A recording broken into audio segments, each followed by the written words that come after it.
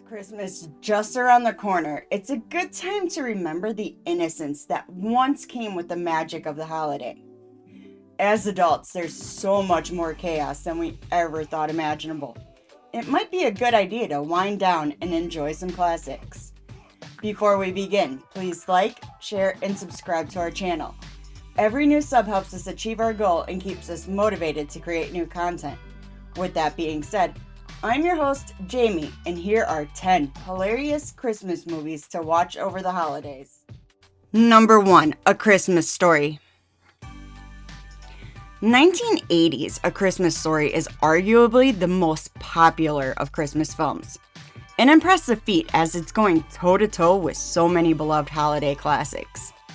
It's so popular that every year, for as long as I can remember, it's got its own 24 hours of A Christmas Story on cable. The plot is straightforward. On the days leading up to Christmas, young protagonist Ralphie is dead set on getting the infamous Red Ryder BB gun. The film brilliantly intertwines family holiday antics and drama with Ralphie scheming to get the popular toy for Christmas. The character, Ralphie, narrates the tale from his perspective as an adult, adding an extra layer of wit and reflection on top of all the low and highbrow comedic moments. Many don't know this, but A Christmas Story is adapted from just a section of the novel In God We Trust, All Others Pay Cash, which is itself a critique on rampant Western consumerism. And we do see that theme play out in the film as well. A Christmas Story did get a worthy follow-up on HBO Max in 2022 with A Christmas Story Christmas. Almost all the original cast returns, and it balances genuine sentiment with nostalgia, as it also explores some darker themes. So enjoy it as well as the original with the family on Max, Hulu, Roku, Prime, Fandango, Google Play, Apple TV, TBS, or TNT. Number 2, Home Alone. Child actor Macaulay Culkin has come a long way since his iconic role as the mischievous Kevin McAllister in 1990's runaway hit Home Alone. The film sees Kevin accidentally being left home alone as his family goes to Florida for vacation. An infamous team of local robbers dubbed the Wet Bandits have been scoping out the neighborhood, posing as cops to see which families will be gone during the holiday so they can rob them. Kevin catches wind of this plan and booby traps his parents' house, fending the home off from the robbers until his family gets home. A lot of what happens in Home Alone is children's wish fulfillment. The film understands visceral fears and desires we had as kids. On top of that, Home Alone is also a masterclass of slapstick Looney Tunes-esque comedy, and that makes a fun watch over the holidays. For those Culkin and or Home Alone fans, Macaulay Culkin is touring the film in cities all over the US with a live orchestra and Q&A. The tour is dubbed Home Alone, a nostalgic night with Macaulay Culkin, and you can get your tickets now if you're interested. At the end of the day, Home Alone is a sentimental story about appreciating loved ones. So gather the family and check it out over on Disney+, Sling, Google Play, Apple TV, Fandango, or Prime. Number 3, Elf. Over 20 years ago, Will Ferrell charmed audiences and critics alike in his now quintessential role as Buddy the Elf in the holiday classic, Elf. To be perfectly candid, I wasn't as impressed with it when I first saw it, but it grew on me.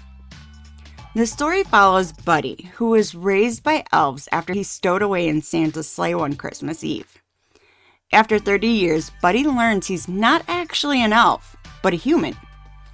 This knowledge inspires him to go on a quest to meet his biological father.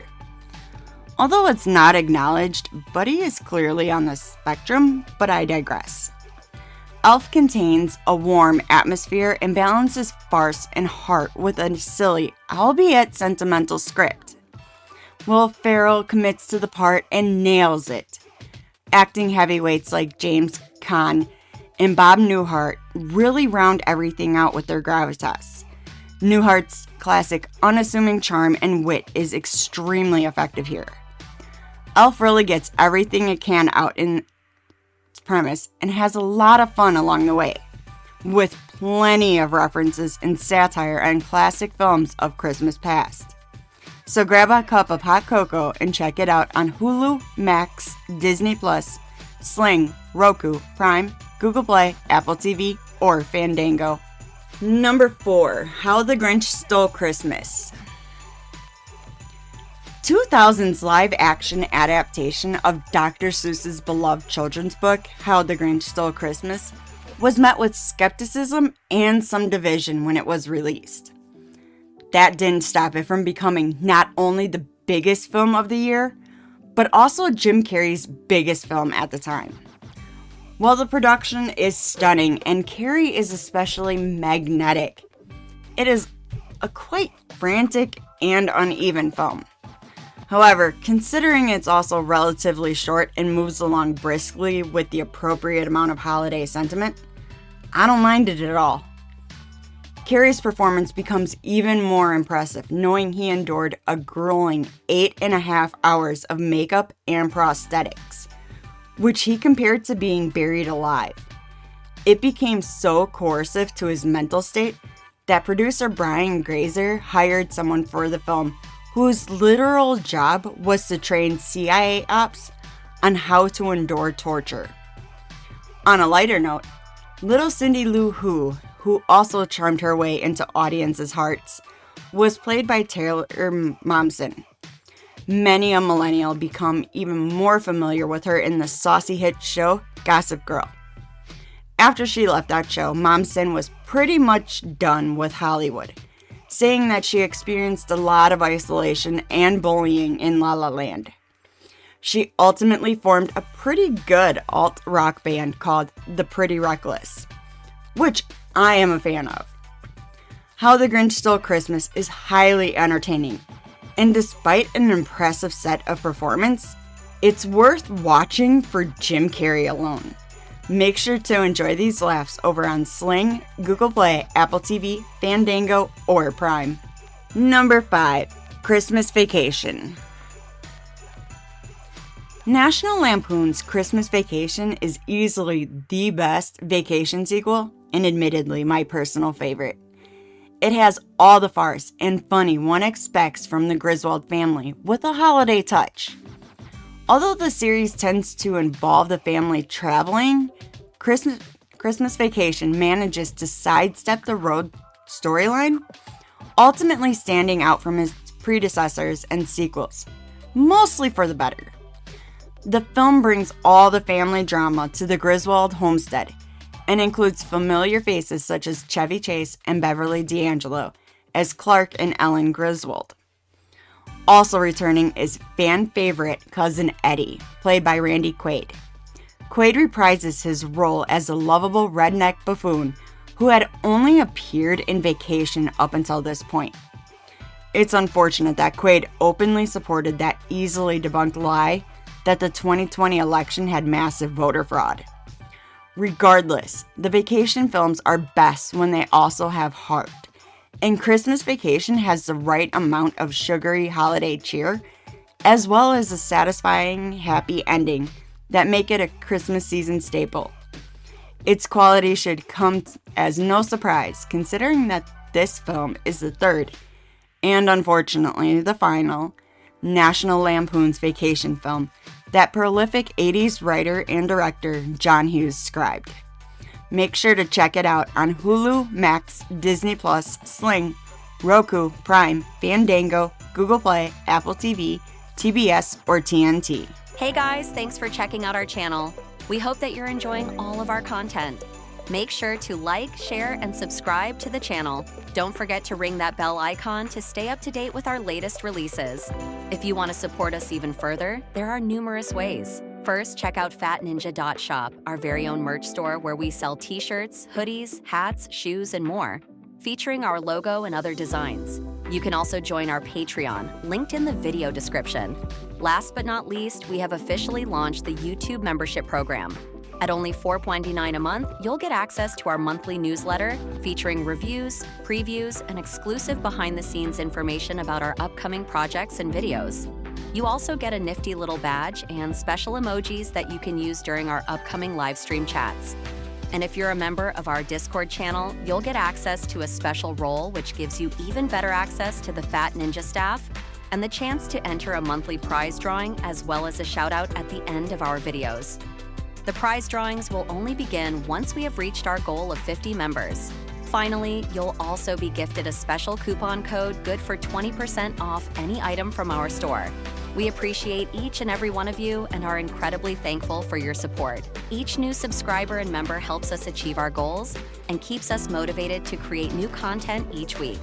Thanks again. Take care. Number 6, Jingle All the Way. Although I'm a movie buff now, some might even say I have an unhealthy obsession with movies. However, when I was growing up, films were much more of a treat, especially going to see them in theaters. The year was 1996, and my dad decided to take me to a movie. And that movie was Jingle All the Way, which I really liked as an 8-year-old. Nostalgic comforts aside, it's not a great film, but at least it's in a fun way. And although it's a kid's film, the late comedic genius Phil Hartman, who plays a supporting character, not only steals the scenes he's in, but gets away with some crude adult humor. Jingle All the Way stars screen action hero Arnold Schwarzenegger, playing a Midwest dad. God, I love the 90s. Named Howard Langston, who forgot to get his son the one toy he wanted the most. It's from his favorite show, Turbo Man. Turbo Man also happens to be the most sought out toy of the holiday season. So Jingle All the Way follows Howard and his many farcical attempts at attaining the coveted toy, including forming a rivalry with another father, Myron Larrabee, played by Sinbad. I almost must note that Howard's son is played by Jake Lloyd, who would ultimately be cast as young Anakin Skywalker in Star Wars Episode 1, The Phantom Menace. Ultimately, Jingle All the Way is a moderately amusing blast of campy 90s Christmas nostalgia that you'll only have to watch once a year, if at all. Otherwise, you can check it out on Hulu, Prime, Disney+, Sling, Google Play, Apple TV, or Fandango. Number 7, Office Christmas Party. As much as I am a fan of schmaltzy family holiday films and cheer around the holidays, it's nice to switch it up while staying in the season. Office Christmas Party is a nice palate cleanser for the adults. Over the years, we're seeing more and more adult-orientated holiday films, whether they are brutal action-driven ones like Violent Night or even horror movies like Krampus. But we've also gotten a few of the rated R comedies like Office Christmas Party. While the film isn't the greatest, it doesn't need to be. Jason Bateman and TJ Miller hold their own, and the film is, if anything, consistently funny. Although with TJ Miller's recent sexual assault allegations, it makes his character's antics less palatable. Luckily, the film also stars Emmy winners Kate McKinnon and Jennifer Aniston, who more than hold their own as they are brilliant comedic actresses. The story revolves around the protagonist throwing an office Christmas party to make a last-ditch effort to appeal to a multi-million-dollar client. It's a no-holds-barred attempt to save their company, which is about to shut down. And even so, it's a last hurrah. While Office Christmas Party goes through the motions, it's entertaining to watch. So put the kids to bed and watch it over on Hulu, Prime, Google Play, Apple TV, Fandango, TNT, or TBS. Number 8, Four Christmases. 2008's Christmas rom-com starring Vince Vaughn and Reese Witherspoon Four Christmases sees them playing a longtime couple named Brad and Kate, who shirk commitment. They are united in a goal to have as little responsibility in life, which is odd because they both have power careers. The film feels a little dated because it's saying that not wanting children or to get married is taboo. Many millennials do not see an issue with this. Regardless, Brad and Kate have planned a couples retreat over the holidays that they are unable to make because of the airport. This leaves them stuck visiting each of their respective divorced parents for Christmas, hence the name Four Christmases. The film is carried by Witherspoon and Vaughn, who play perfectly inside their wheelhouses, as their characters are subject to all the family dysfunction they could endure over the holidays. Four Christmases has enough laughs and sentiment to satisfy fans of rom-coms. So check this familial farce over on Hulu, Max, Disney Plus, Sling, Roku, Prime, Google Play, Apple TV, Fandango, TBS, or TNT. Number 9, Christmas with the Cranks. Based on John Grisham's novel Skipping Christmas, Christmas with the Cranks is a film that's gradually becoming a Christmas staple that I admittedly have yet to warm up to. After all, it was critically panned as well as a box office flop when it arrived in theaters during the 2004 holiday season. The film stars the Santa Claus himself, Tim Allen, opposite the lovely Jamie Lee Curtis. They play a husband and wife, Luther and Nora Crank, who have decided to skip Christmas for 1 year since their daughter won't be with them. The Cranks want to avoid all the holiday hubbub and instead go on a cruise. However, inevitably, antics ensue as the daughter does change her mind, plus the town sees the Cranks as proverbial Grinches. There's really nothing special about the narrative or overall message. It's pretty much carried by its likable leads that squeeze a commendable amount of laughs out of the farce that it is the suburban nightmare. SNL alumni Dan Aykroyd, who plays the mayor as a type of person who would legitimately believe that there's a war on Christmas, is also good for laughs, as well as stealing scenes. For those of you who have read the book and saw the film, how did the two compare? Let us know in the comments after you watch it on Prime, Hulu, Philo, Disney Plus, Sling, Google Play, Apple TV, or Fandango. Number 10, The Santa Claus. Speaking of the Santa Claus, Tim Allen stars in one of his unexpectedly iconic roles. What makes Allen starring as the titular character is that the script was originally written for Bill Murray, who ultimately passed on the film, claiming it was not quite his humor. Regardless, Allen was already a household name when he was cast.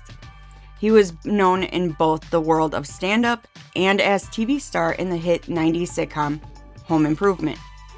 One could say he was tailor-made for his leading role in the Santa Claus.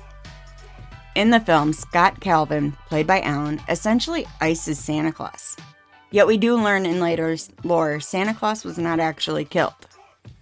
Scott then dons Santa's holiday garb and unknowingly takes over the role of Kris Kringle himself. Tim Allen is quippy and carries what is ultimately a charming and fun Christmas film. There's a reason it's still a holiday classic even 3 decades later, and even spawned a whole franchise, which includes 2 sequels.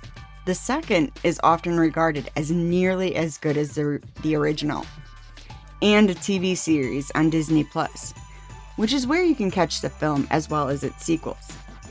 The Santa Claus is a thoroughly funny and even poignant Christmas film that the whole family will enjoy. So gather the loved ones and check it out on Disney Plus, Sling, Google Play, Apple TV, Fandango, or Prime. Thanks for checking out the video. Did we leave any films off the list? Let us know in the comments. If you enjoyed this video, please like, share, and subscribe to our channel. Don't forget to tap that bell icon to stay up to date with our latest releases. You can reach out to us on Twitter or X at StudiosFat, or chat with us on Discord, linked below. We're also now on Blue Sky, and you can find us at studiosfat.bsky.social, which we'll also link below. If you're really enjoying our content and want to help support us, click that join button for exclusive content, rewards, and perks. Make sure to check out our very own merch store located at fatninja.shop. All proceeds go towards our next film project, so we greatly appreciate it. I've been your host, Jamie. Thanks again. See you in the next one.